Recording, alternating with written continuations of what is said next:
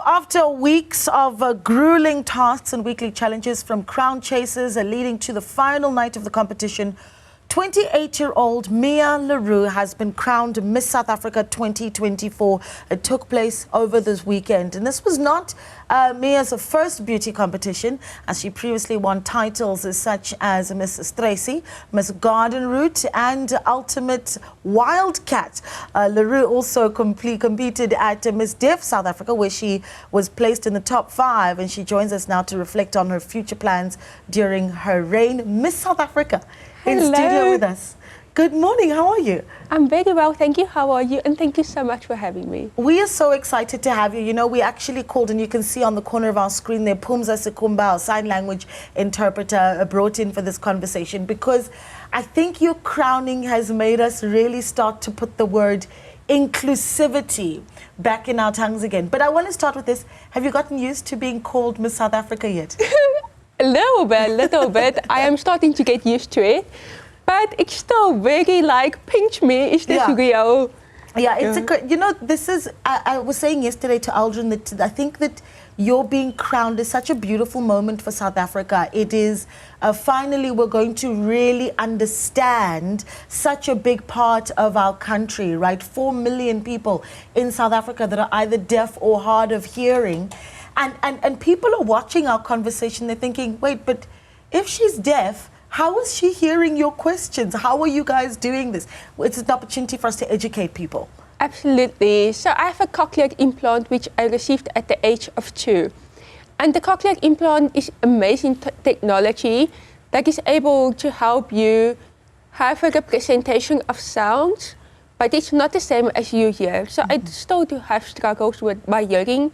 Hence my speech impairment, etc. I've received a lot of speech therapy that have learned me to speak and how to listen to you. So it's a lot of little parts that is able to help me to communicate with you. I read your body language, I read your lips, and then with the cochlear implant as well. It's incredible. You know, yesterday we were speaking to an academic who was speaking about the deaf community. And one of the things that she talked about is how incredible it is that you are bilingual, right? That you also speak Afrikaans, which I thought was absolutely incredible.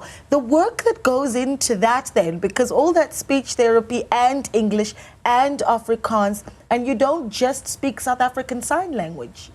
No, I actually have not been able to receive an education in South African Sign Language, as we moved to a small town when I was 5 years old, and all of our resources went to speech therapy, because my parents wanted to give me the best possible future where I am as included as I possibly can be.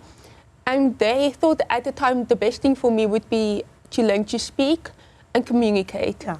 And they made the right choices. They really, really did. I've got so many questions, you know.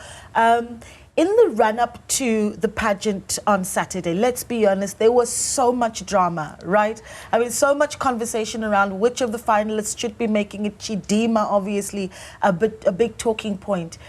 Let us be a fly on the wall. For the girls that were also competing, how were you guys coping and staying focused for the competition throughout that storm? It was extremely hard for us, as each one of us personally know and love Chichi. She's our little Chichi, and we've grown to know her and love her, and we truly do not believe that she deserved it, as we know her, and she's a phenomenal, powerful, beautiful woman in her own right, and she deserved her spot on Miss South Africa. And I stand for unity. I do not stand for people being divided. So I do think we can do better in that aspect. We need to support and include one another, because she was excluded. Yeah. And that's not okay. Yeah, but it was difficult to watch, I can imagine, from the inside, looking in. But I think that when you think about what you represent, though, not just for the pageant, for the country, for the continent. I mean, the world was watching Miss South Africa for the weeks up until this pageant. And, you know, so many questions around how people felt about you as Miss South Africa. What do you think you represent? I think I represent hope. And I represent hope for anyone who has felt different. And that is not just for people who are differently abled, but literally anyone who has felt different or excluded in some form. And I am showing them, sometimes even if you feel there's not a space for you, or you feel like you have to work 10 times harder to do something, like it's okay if it's like that. If you have a dream, it's there for a reason. And you have to fight for it because you are worthy of that, and you are worthy of a beautiful life. And I think I've given people hope that they can have that beautiful life if they fight for it. Yeah, I think you really have. You really, really have. You know, one of the discussions that the country has been having has been how we really show inclusivity for people with disability. And there was a time when government was talking about increasing the threshold of to 3% in employment, right? So people with disability at 3% of those that are employed. And we've been struggling to meet that criteria. Why do you think that is, and what do you think can change that? So we have 4.5 million people within South Africa that are disabled, and over 19% of them are unemployed. And I believe that we have not put enough attention to empower the workspace and the schools with tools in order how to be inclusive, or how to help, or how to create a space for them. Because a lot of these people are actually extremely capable and intelligent. They are just not given an opportunity to show it. Because like we South Africans love hard work, but we also, the differently abled, also want a chance. So I do think we need to empower. Yeah, and that work has to happen, and it starts with access, right? So how do you want to take that mission on? But it's a mission that will evolve and process with time, but my first priority, or the first starting point that I want, is to have captions on news bulletins. Because that is something I'm excluded from news, because I don't understand South African Sign Language to that extent. I cannot always hear what is being said over the news, and I am being excluded from information. And so are so many others. So that's the first thing I'm asking for. But there is a lot of work that I am planning out. For example, I want to have workshops with workspaces on how to be inclusive. And it's something that I feel we really can build on. I've already been getting a lot of people reaching out to me, giving me ideas or telling me how they are happy to jump into this project.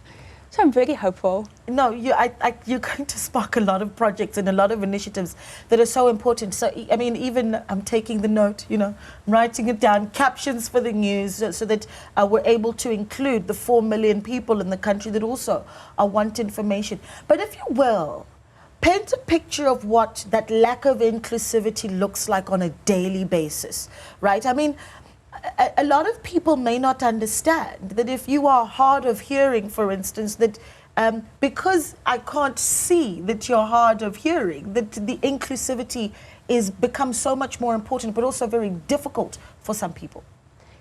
For me personally, because I'm hard of hearing, I read sign language, and I can read it very strongly. So, for example, if I ask someone to repeat something again, or I can just see I didn't hear someone and I can see they look annoyed, I see it 10 times stronger than someone else would see. And for me, it's difficult because sometimes it does affect me. Because I want everyone around me to be happy, but you can't make everyone happy. So I think that is one of the first things is the body language that I'm able to read of people and see how sometimes they can get a bit annoyed, etc. But it's okay, it is what it is. The second thing is just lack of access to information. Like, I can't even go to the cinema and watch a movie and go enjoy it. Small things like that. Like, I also want to be a part of small, light-hearted moments. For example, if I'm in a group and someone's making a joke and I couldn't hear, and they tell me, but it's not important. I want to also know, I don't want to know just the important stuff. I want to know the happy stuff too. Yeah. Little things like that. Okay, well, you're talking about fun and light moments. I'm looking for, you know, the fun and light moments in this pageant. because there are so many little girls, and I'd love to hear about the little girl in you, you know, and how you pictured yourself one day being Miss South Africa. But there are so many girls that look at you and think, you know, one day that's going to be me. I'll admit it, when I was, you know, 8 years old, I also wanted to be, you know, a pageant queen. But what do you know, talk to us about the beautiful moments in the pageant that really stand out for you, and why Miss South Africa is still so relevant. For me, Miss South Africa is extremely relevant as they have actually broken a barrier by giving me a chance. They knew nothing about me, but they said, I'm willing to take her on. I see something inside of her that is worthy, and I am willing to learn. And they really were relentless in their pursuit of being educated and helping to accommodate me on wherever I needed to be accommodated. And it was absolutely beautiful. Like, I think it's such a powerful theme, and I'm so grateful for them for that. And then for the little girl in me, it wasn't a realistic dream for me when I was little. Yeah. I never thought someone like me could do this. Like, I think this is why this is still so unbelievable for me. Well, because I worked really hard to get here, and just on my confidence and my mental health and everything. But I also know all the other little girls out there who has felt different won't feel the way I did when I was little, because now they actually see someone like them that can, and they feel represented. Yeah. And now they can also go achieve their dreams, and I can't wait to see it. I can see from, you know, when you say that, because now I'm trying to learn this, you know, this, what you're teaching me about how you can read body language 10 times better than what I can, than what, you know, and I'm looking into your eyes as you speak, and I see, as you say, how hard you've worked. I can tell the emotion that's behind there. You know the work that you've put in, and now you're here. What do you most want to enjoy about Miss South Africa? So let's talk about because for many young girls, again, we say it's a fairy tale, right? But what are the things that you're really looking forward to most about enjoying being the crown of the queen of the land? I really enjoy just having the opportunity to see the difference that it can make. Like, I've seen posts of little girls with cochlear implants saying, Mia made me want to wear a crown. That's beautiful. To me, that is what makes my heart so full, and that to me is very special. And also just being able to live the life of a Miss South Africa. Like, I can't wait to get a dog. I want to get a dog that is medically trained. Like, if someone knocks on the door, the dog can come and tell me, I think someone's knocking the door, but not like that, but you know what I mean. And just so many little things I've always wanted, I finally can have. It's amazing. I'm very grateful. Well, congratulations. Thank and you. Good luck, because you're also going to be representing us on the global scale, right? Yes. And when I was asking an expert yesterday, I said, you know, what does Mia then need on the global scale? Because she needs access to every single one of those rooms, and she needs to be able to feel that she's part of it so that she represents us confidently.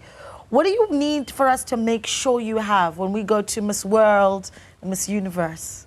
What I need from South Africa is to jump at this opportunity, to show how strong we are, to be inclusive, like put captions on your news bulletins, show how much we can progress and what a difference Miss South Africa can make, because that will help us to walk really in very strong. Yeah, I've taken the notes. I've taken the notes. I've heard you. I've taken the notes, and I'm going to make sure that we have the conversation with our team. It's been such a pleasure speaking to you, Mia, and thank you so much for bringing hope back into our country after a very difficult run-up to the competition, and we are so, so proud of you. We can't wait to see what you do next. Thank you so much. I really appreciate it, and I really enjoyed this conversation. Oh, thank you so much. Mia Roux, she is